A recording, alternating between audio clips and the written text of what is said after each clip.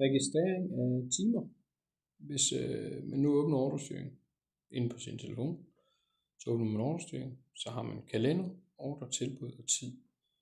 I kalenderen der har vi de forskellige opgaver, vi har lagt ud til at få dagen. Det vil være, at vi trykker på den første her.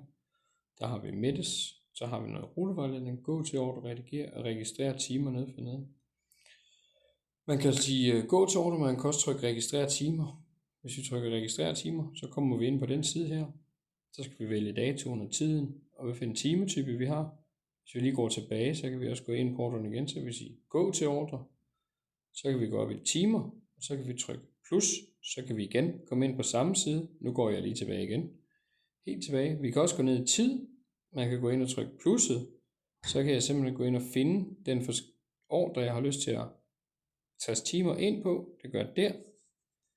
Så kan jeg finde ordrene, jeg har her, og så kan jeg vælge en, og så kan jeg igen gå ind og vælge timer og sige tryk der. Det var lige de forskellige måder, man kan gøre for at registrere timer.